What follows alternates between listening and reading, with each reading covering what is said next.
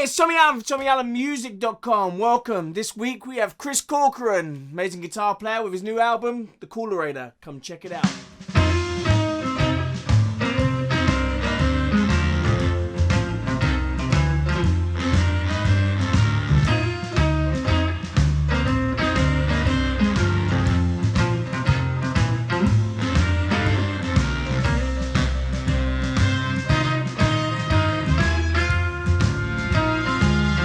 Thank you very much, Chris, for coming on board. It's nice to chat to you. Yeah. I don't know if you've caught any of the interviews yet, but obviously I try and get quite a good few guitarists on.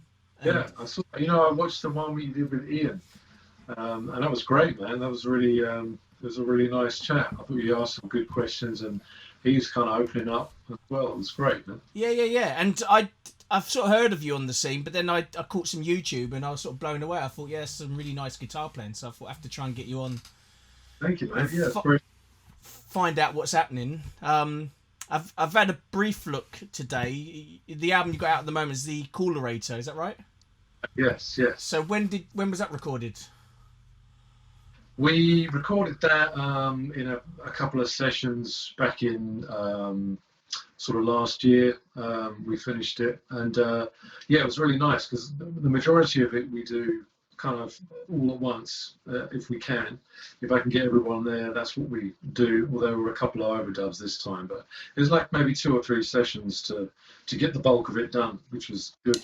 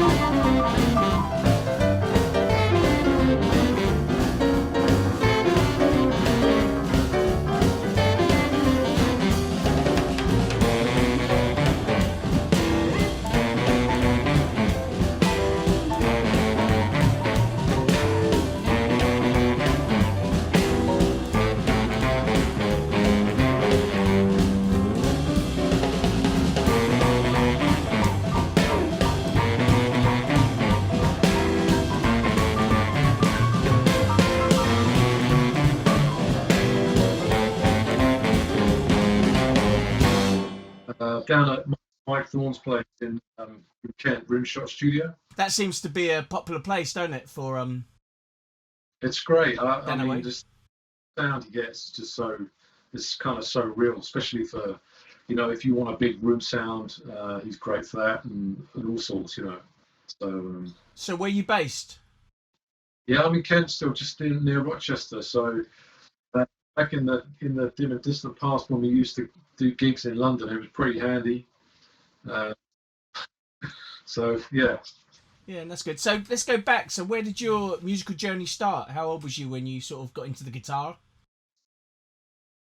Um, yeah, well, I was like a teenager, like you, I guess we kind of we sort of find a piece of music that kind of gets us into it, and then you follow that sort of journey from there.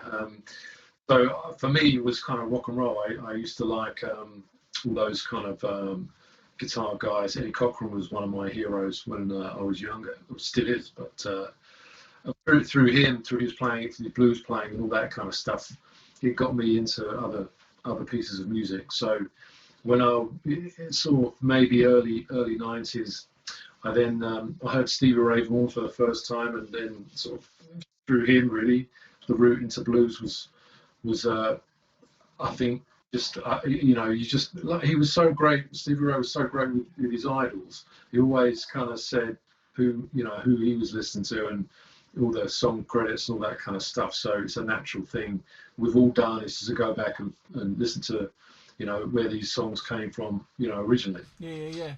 So where did you get into rock and roll? Where's that come from? You know what? I think it was when in the late 80s they had an advert with "Come On Everybody" on in the Eddie Cochran song. He was in the charts, and I was like a kid then. I didn't really know anything about anything, and there was this whole kind of I don't know what was in the charts in 1988, but it was a lot different than that.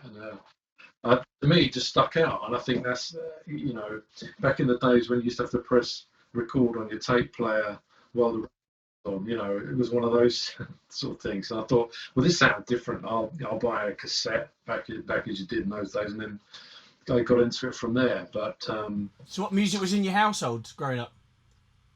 all sorts really. My dad used to listen to like Dire Straits and Fleetwood Mac and people like that, and stuff. But music was never really a big thing going on in the house. But uh, I just got into it with a mate at school, and then you just follow your own path kind of from there, really. And then you found Steve Ray Vaughan first, then, and obviously you've gone backwards into the West Coast and the jump sort of style.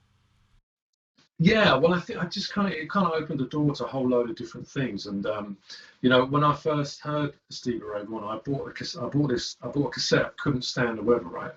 And so the first song of his I ever heard was Scufflebutton, and it was just like I hadn't heard anything like that in the world. I just thought, this is unbelievable. It's just great. And then so from here I got into Jimmy Vaughan and all the old kind of blues guys, just everybody.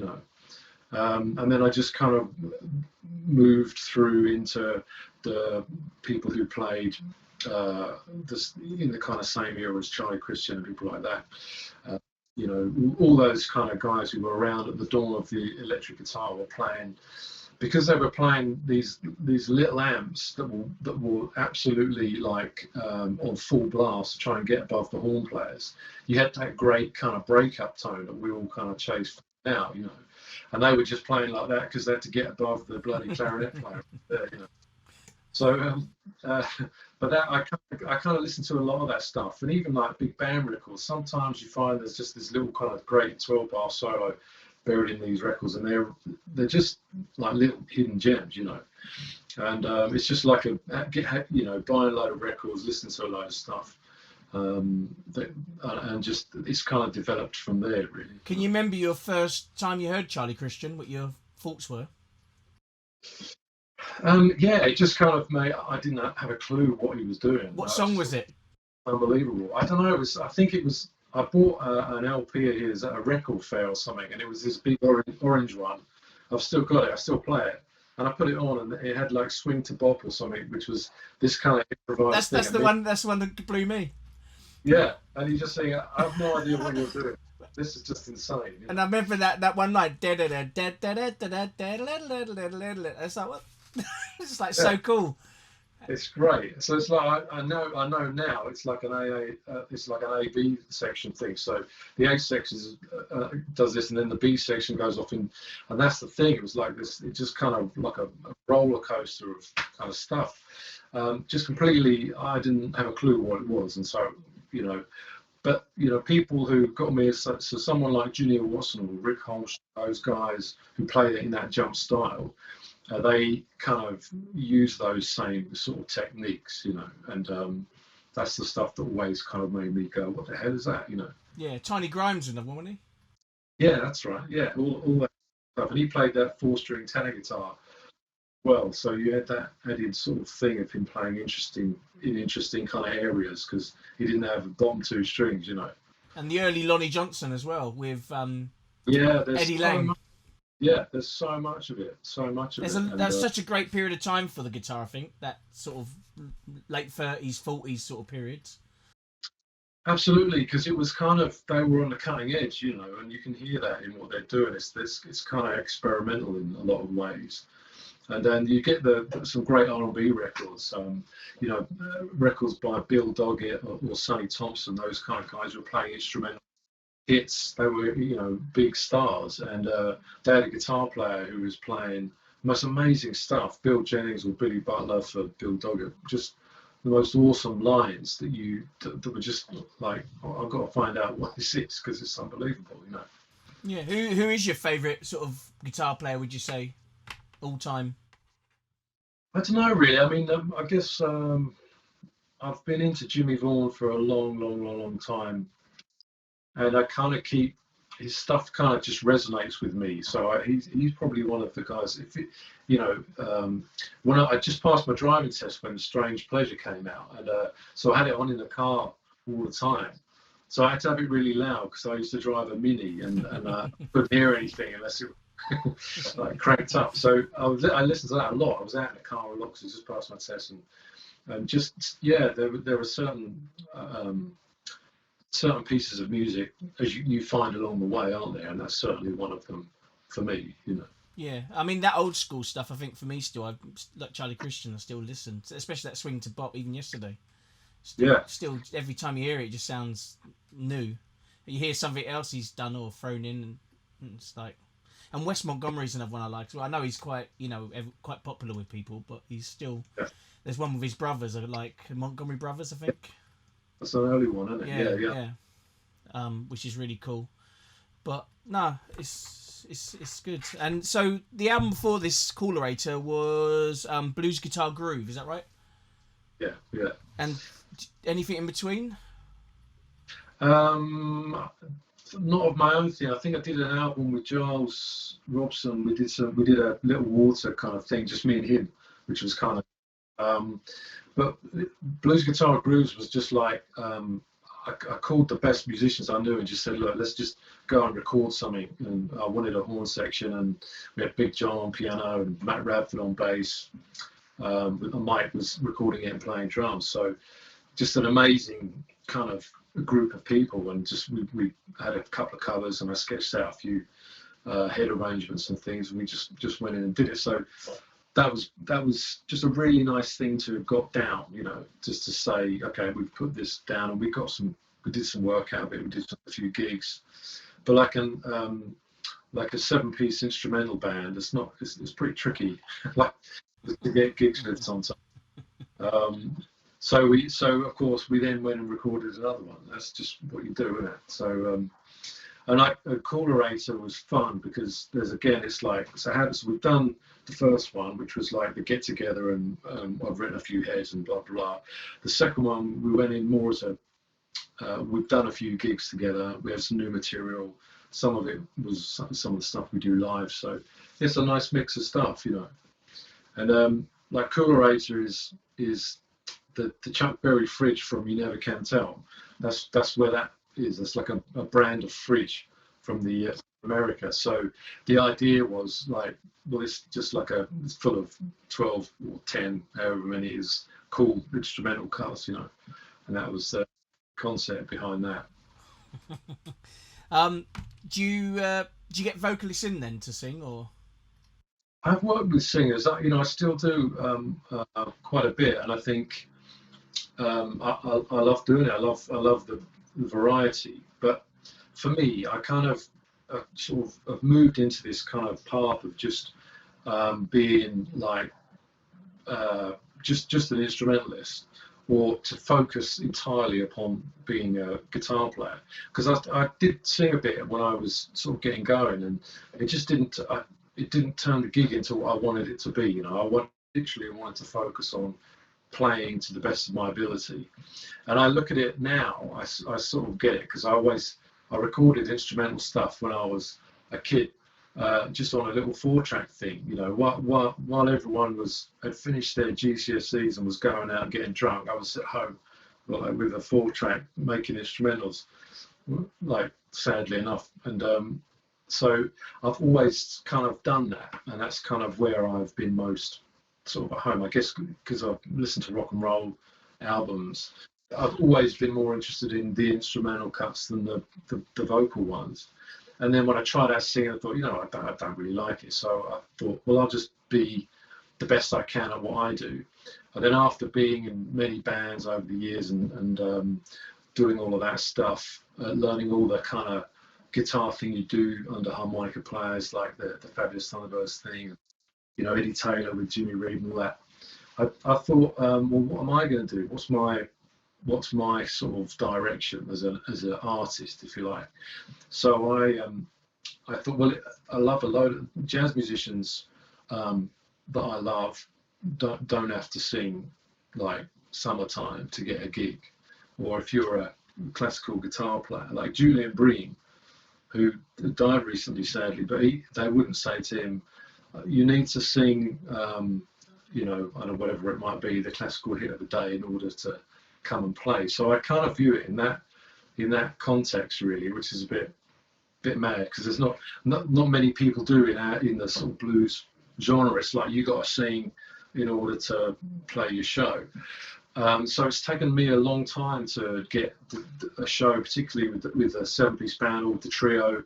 We do a really strong instrumental show that goes down really well, and it's taken a long time to get us there without having the vocal. So I don't know, really. I mean, I still work with some great singers from time to time, so it's fun to do that. I'm sitting with guitar in the Laura B band, and she's just a wonderful singer. Great band, great bunch of people, You said you're doing workshops and guitar lessons. How popular is that with you at the moment? Is that like a main job in the day, or? Yeah, it is now. I mean, luckily I'd already sort of set up a few online things with some students before, like, the lockdown kind of kicked in. So, like, that's just kind of carried on. I guess people have decided now's the time to sort of work on some stuff. So that's been great, really handy. And now the gigs have disappeared for a little, in the main for a little bit. But yeah, I've just started with the Ain't Nothing But. Have sort of contacted me and said, we want to, with the new owner and everything, and we want to sort of do something a little different under the circumstances we're in. So they said, you want to come and do some guitar, like, master classes for once a month. And they've been great. They've gone down really well. So sold out, weren't they? Yeah, so we're looking to do one of them a month. Yeah, and it's kind of in a week or so's time, the first one. So that's going to be exciting. And do you map all your course out for that, or do you just on the fly answer people's questions, or? A little bit of both. So I'll have kind of enough material I can waffle on about for the given time, and then obviously allow for people to ask a few questions. The main thing you've got to have is people have got to get out of it what is relevant to them, and how, if they go away thinking that they've learned something that they can go away and work on and progress with, I think that's kind of, it's been a success all round, if you can do that. Right, yeah, because it must be hard trying to do a workshop with beginners and advanced, trying to cater for everybody, I guess. Yeah, it can be. I mean, obviously, yeah, you don't want the advanced people just kind of sitting around looking at each other. You don't want the beginners sort of just getting overwhelmed with stuff. So But I think, given like it's a kind of 2 hour session, so I can navigate the choppy waters of everyone's ability. I think hopefully find out this. I've run workshops for years of my own, and they kind of seem to work okay. So. With your release, the Coolerator, I like to ask questions on some of the stuff that bands and musicians do. Are you doing this in-house, or you got someone promoting it for you, like PR-wise? That's all me. So, I mean... Do you have a structure to this, then? To this part? Kind of loosely, yeah. I mean, I've got like a mailing list so I sell a few online, and it's all on, obviously, Spotify and Amazon and iTunes and YouTube and all the rest of it now as well. There's a guy who's really great. He's the drummer in Laura's band. He runs a studio in Essex, Paul Richardson, and he's just like this master, like creative artist, and he just helps me do all these kind of things. He's a really, really dear friend, and he's got all these kind of skills that. So if I say to him, right, we're going to design an album, we're going to go and record it, and then just get everything up on. On all the online platforms by Christmas, he'd go, yeah, right, this is what we do, bosh, bosh, bosh, So he's really, really great. And we're working on a project at the moment as well. So, he's just involved in lots of the stuff that I do. He did the album design for Coolerator as well. Right. They're nice covers. Yeah. But do you have a structure, like, do you drop a few singles before the album, or do you... Yeah, this time I did one single in January, and then the idea was we played at city launch gigs. We had kind of 4 booked. In the end, we could only do one because of lockdown. We had like Bristol Jazz Festival in and everything, which all went. The Hideaway and the Bear Club in Luton were all kind of earmarked for literally that week. So timing is everything in this business. So hopefully they'll come in at some point. But my plan was we get a single out, we do the CD launch shows, sell the CDs for a few months, and then maybe we add it to the online, the digital platforms, which we did. So it's worked out all right, Yeah. Are you on Spotify then? Yes. How's that going? Because I've just joined it this week. Have you? Yeah, right. Got some your stuff on. Not yet. It will be. I've just got to learn it first, understand it a bit. Yeah. That's I don't know. It's kind of one of those things where that is what happens nowadays. So you either do it or you don't, and I think you need to be on Spotify if you're going to get radio play and all that stuff. I think that's what I've heard. So I mean, it's a necessary kind of route. But I think that then makes you go. I mean, luckily there's still a CD market in its own little way for what I do, which is great. But then you can go, well, if everyone can just get the music on their phone, what do you do to sell stuff? So maybe the thing for the future is to look at like vinyl or something like that as more of a kind of specialist thing. There's a great American guitar player, Tommy Harkenrider. We did some recording when he was here a little while back. So we got an vinyl EP coming out at some point together. So stuff like that, I think, having Spotify where music's just available to everyone, you've got to make it collectible, and marketable from your own perspective, I think. With the guitar, because you got it there, some sort of playing questions for people that might be watching. Over 251, do you have any, how you approach them sort of changes with soloing? Yeah, 251s, man. I mean, this is the business. So, what guitar? It's a nice guitar. This is my Broadway beast. So I got the thick strings on a 15 to 65 flat wound, so it's tuned down to E flat. You must have been a heavy string boy back in the day. Yeah, I still have 13 to 58. Excellent, good man. I knew you were. I could tell by the way you play that you had that too. So yeah, that's a nice guitar. It reminds me of the one I saw at Clapton play with Chuck Berry on that video he did, Chuck Berry video. He done with the wee hours, and he had a lovely sort of Gibson looking guitar like that. Yeah, but this is only like a cheap a cheaper version of one of them, I think. But it's like it's just an acoustic really. We had the pickup. P90s. Yeah, yeah. Yeah, man. So 251s are you get like loads and loads of different options, right? So if we do like a minor 2, so we're in G, right? So and then so you have an A minor and a D. So you get loads of the kind of Charlie Christian thing is to play in between this this part of the D9 and then like a D6. So he'd fill in these kind of notes.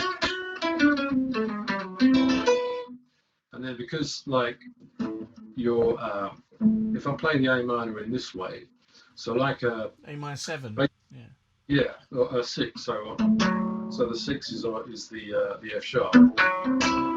So that if I it's like a D9 as well. If I just the finger on the A string, so that chord can cover both those two chords, right? So A minor 6, D9 with an A on the bass. So then what you get is just being able to fill in all these kind of gaps, you know.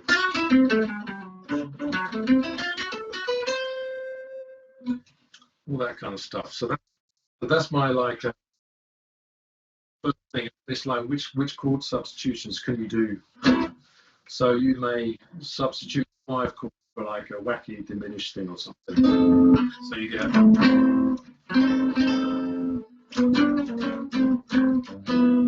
all that kind of stuff.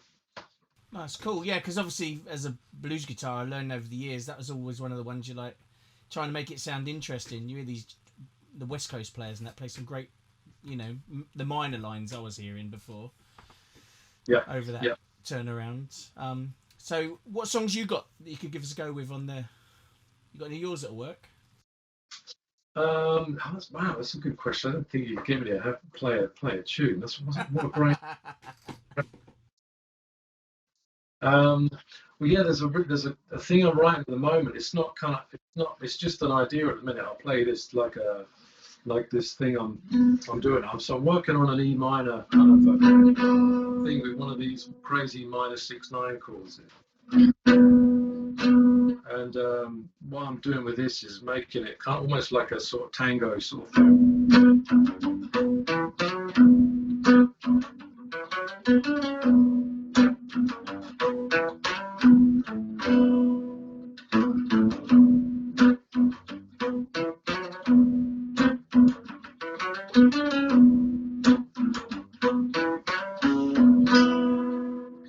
That's nice.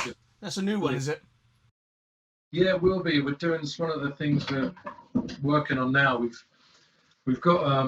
I was lucky enough to do some recordings with a great Hammond player called Claudio Corona. He's an amazing Hammond player, and his brother's a brilliant jazz guitarist. So Claudio and the drummer Rob Picorni, we did some sessions in Claudio's studio just over the course of 18 months, mucking around with different things. So we've got about half a dozen tracks we've recorded together. And then I'm going to the studio at Paul Richardson's place to put some more things down. And the idea of this one's the new album, well, this is going to be on, is based on, you know, like Dante's Inferno.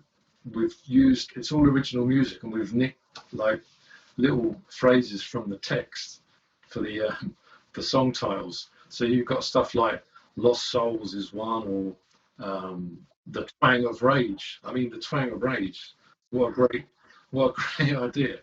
So anyway, that's what we're working on next. Put all that together and put it out, hopefully, in maybe towards the end of the year or in the new year, I guess.